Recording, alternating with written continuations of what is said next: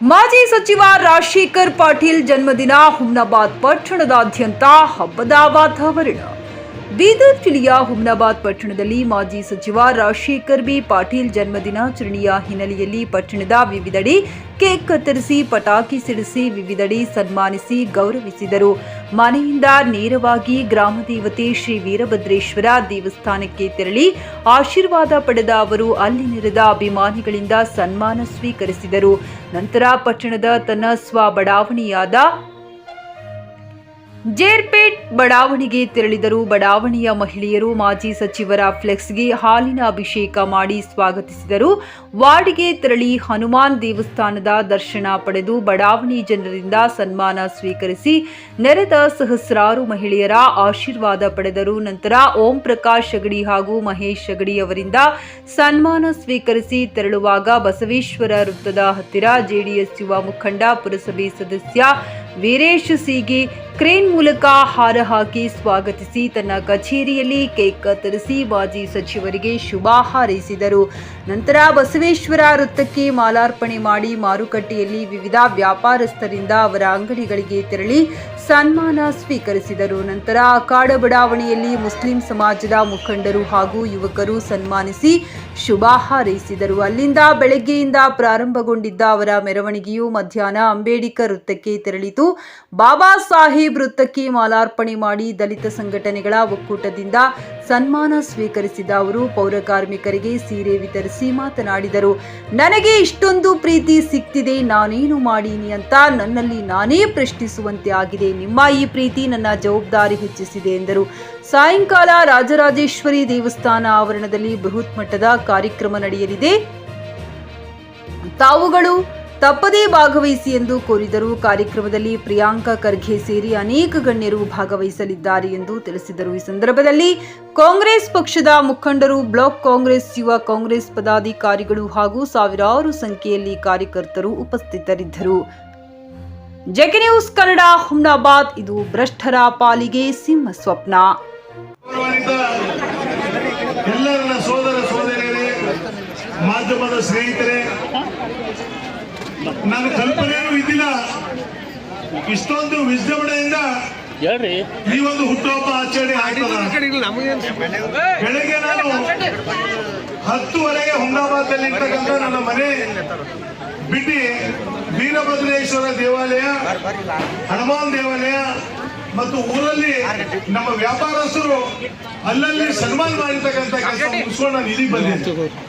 ಇವತ್ತು ಬಾಬಾ ಸಾಹೇಬ್ ಅಂಬೇಡ್ಕರ್ ಮೂರ್ತಿ ಹತ್ರ ನಾವು 1 ಗಂಟೆಗೆ 12:30 ಬರಬೇಕಾಗಿತ್ತು.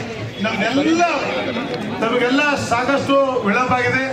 ನಾನು ಸಭೆ ಕೊಡ್ತೀನಿ, ಯಾಕಂದ್ರೆ ನಾನು ಅಲ್ಲಿಂದ ಇಲ್ಲಿಗೆ ಬರಬೇಕಾಗಿತ್ತು ಅಂತಂದ್ರೆ ಕೆಲವು ದುಕಾನಗಳಿಗೆ ನಾನು ಭೇಟಿಯಾಗಿಲ್ಲ, ಹೀಗೆ ಓಡ್ ಬಂದಿದೆ.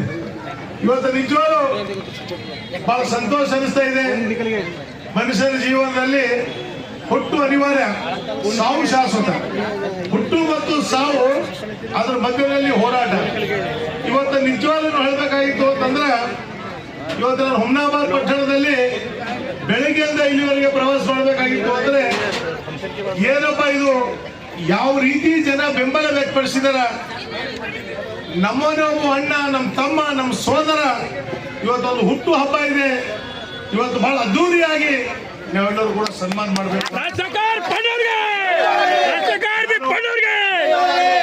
ನಾನು ನಿನ್ನೆ 1ನೇ ತಾರೀಕು ಜೈನ ಸಂಗಮ್ ಎಲ್ಲಿ ನಮ್ಮ ಮನೆ ದೇವರು 31ನೇ ತಾರೀಕು ರಾತ್ರಿಯಲ್ಲಿ ಹೋಗಿ ಉಳಿದು ಬೆಳಗ್ಗೆ ಅಭಿಷೇಕ ಮಾಡಿ ದರ್ಶನ ಮಾಡ್ಕೊಂಡು ನಿನ್ನೆನೂ ಕೂಡ ಜೈನ ಸಂಗಮದಿಂದ ಪ್ರಾರಂಭ ಆಗಿದ್ದು ಜನಸ್ತೋಮ.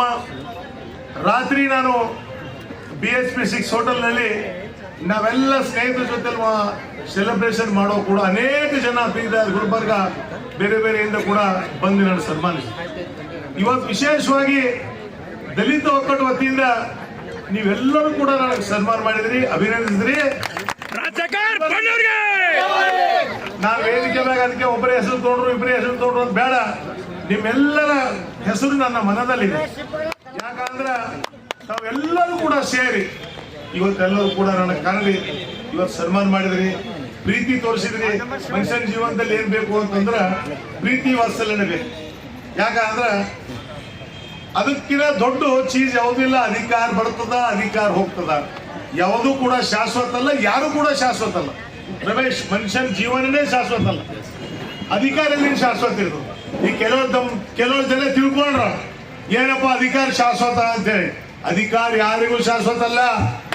ನಮ್ಮ ನಡೆ, ನುಡಿ, ಆಚಾರ, ವಿಚಾರ, ನಾವು ಯಾವ ರೀತಿ ಜನರ ಮಧ್ಯದಲ್ಲಿ ಹೋಗ್ತೀವಿ. ಇವತ್ತು ನನಗೇನು ಅನಿಸ್ತಾ ಇದೆ, ನಾನು 4 ಬಾರಿ ಶಾಸಕರಾಗಿ, ಮಂತ್ರಿಯಾಗಿ ನನಗೆಲ್ಲ ಸೇವೆ ಮಾಡ್ತಕ್ಕಂಥ ಅವಕಾಶ ನೀವು ಒದಗಿಸ್ಕೊಟ್ಟಿದ್ದೀರಿ. ಇವತ್ತು ನೋಡಿದ್ರೆ ನನಗೇನೋ ಒಂದು ಏನ್ ಅನಿಸ್ತಾ ಇದೆ ಅಂದ್ರೆ, ಏನಪ್ಪ ಇದು ವಿಜೃಂಭಣೆ. ಇವತ್ತು ಯಾವ ಕಾರಣಕ್ಕಾಗಿ ನನಗೆ ಇಷ್ಟೊಂದು ಸನ್ಮಾನ ಮಾಡ್ತಾ ಇದ್ದಾರ, ನಾನು ಏನ್ ಕೆಲಸ ಮಾಡಿದ್ದೀನಿ ಅಂತ ನನ್ನ ಮನಸ್ಸಿಗೆ ನನಗೆ ಇದು ಆಗ್ತಾ ಇದೆ. ಇಷ್ಟೆಲ್ಲ ನೀವು ಮಾಡೋದ್ರಿಂದ ನನಗೆ ಇನ್ನೂ ಬಹಳ ದೊಡ್ಡ ಜವಾಬ್ದಾರಿ ಇದೆ. ನನಗೆ ಬಹಳ ದೊಡ್ಡ ಜವಾಬ್ದಾರಿ ತಾವು ಕೊಟ್ಟಿದ್ರಿ. ಇವತ್ತು ಮುಂದೂ ಕೂಡ ನಾನು ಸಾಯುವವರೆಗೂ ಕೂಡ ನಿಮ್ಮ ಮಧ್ಯದಲ್ಲಿ ಇರ್ತೀನಿ. ಸದಾ ನಿಮ್ಮ ಸೇವೆಯಲ್ಲಿ ನಾನು ಇರ್ತೀನಿ. ಯಾಕಂದ್ರೆ ಇನ್ನು ಚುಡುಗುಪ್ಪಕ್ಕೆ ಹೋಗ್ಬೇಕಾಗಿದೆ. ಚುಡುಗುಪ್ಪದಲ್ಲಿ ಬೈಕ್ ರ್ಯಾಲಿ, ಬೇರೆ ಬೇರೆ ಕಾರ್ಯಕ್ರಮಗಳು ಹಮ್ಮಿಕೊಂಡಿದ್ದಾರೆ. ಅದ್ರ ಜೊತೆಯಲ್ಲಿ ಹಳ್ಳಿಕೇಡ್ ಬೀಗದಲ್ಲಿ ಸಿಮಿ ನಾಗಣ್ಣ ದೇವಾಲಯ ಕೂಡ ಭೇಟಿ ಕೊಡಬೇಕಾಗಿದೆ, ದರ್ಶನ ಪಡ್ಕೊಳ್ಬೇಕಾಗಿದೆ. ಆಮ್ಯಾಗ ತಮ್ಮೆಲ್ಲರ ಮಧ್ಯೆ ನಮ್ದೆಲ್ಲ ಕಾಂಗ್ರೆಸ್ ಮುಖಂಡರು ಸೇರಿ ಇವತ್ತು ರಾಜರಾಜೇಶ್ವರಿ ತಾಯಿ ದೇವಸ್ಥಾನ ಹತ್ರ ಇವತ್ತೊಂದು ವೇದಿಕೆ ಕೂಡ ಏರ್ಪಾಡು ಮಾಡಿದಾರ. ನಮ್ಮ ಸ್ನೇಹಿತರು ಈಶ್ವರ್ ಖಂಡ್ರೆ ಅವರು, ರೇಣು ಖಂಡ್ರೆ ಅವರು, ಇನ್ನೊಬ್ಬ ಸೋದರ ಪ್ರಿಯಾಂಕ್ ಖರ್ಗೆ ಅವರು, ಇನ್ನು ಅನೇಕ ಜನ ಸಚಿವರು ಕೂಡ ಕಾರ್ಯಕ್ರಮದಲ್ಲಿ ಪಾಲ್ಗೊಳ್ತೀನಿ ಅಂತ ಹೇಳಿದ್ದಾರೆ.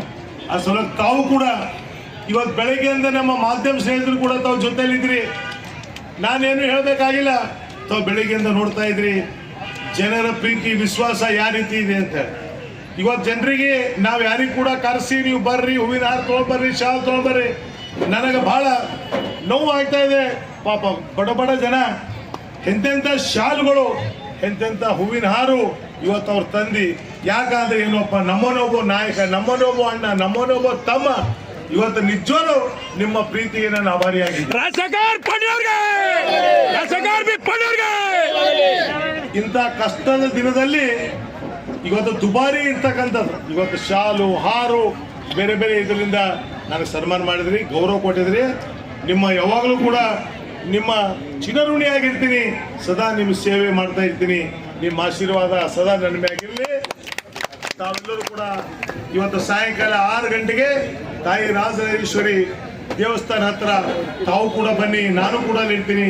ಇನ್ನು ದೊಡ್ಡ ಮಂಟಪ, ದೊಡ್ಡ ಸ್ಟೇಜ್ ಕಾರ್ಯಕ್ರಮ ಕೂಡ ಅಲ್ಲಿದೆ. ಆ ಸಲುವಾಗಿ ದಯಮಾಡಿ ತಾವೆಲ್ಲರೂ ಕೂಡ ಬರಬೇಕು ಅಂತ ನಾನು ವಿನಂತಿ ಮಾಡ್ತೀನಿ. ರಾಜಶೇಖರ್ ಪಾಟೀಲ್ ತುಮ್ ಆಗೆ ಬರೋ, ಹಮ್ ತುಮಾರೆ ಸಾಥ್ ಹೈ. ರಾಜಶೇಖರ್ ಪಾಟೀಲ್ ತುಮ್ ಆಗೆ ಬರೋ, ಹಮ್ ತುಮಾರೆ ಸಾಥ್ ಹೈ. Coat pant, sherwani, suiting, shirting, sari, dress material ಹಾಗೂ ಮದುವೆ ಸಮಾರಂಭಗಳ ಎಲ್ಲಾ ತರಹದ ಬಟ್ಟೆಗಳು ಹೋಲ್ಸೇಲ್ ದರದಲ್ಲಿ ಲಭ್ಯ. ಹಾಗಿದ್ರೆ ಎಂದೇ ಭೇಟಿ ನೀಡಿ ಆರ್ಕೆ ಫ್ಯಾಷನ್ ಕಲೆಕ್ಷನ್, ಬಸ್ ನಿಲ್ದಾಣ ಎದುರುಗಡೆ, ಹುಮ್ನಾಬಾದ್. ಹೆಚ್ಚಿನ ಮಾಹಿತಿಗಾಗಿ ಸಂಪರ್ಕಿಸಿ 8660601957.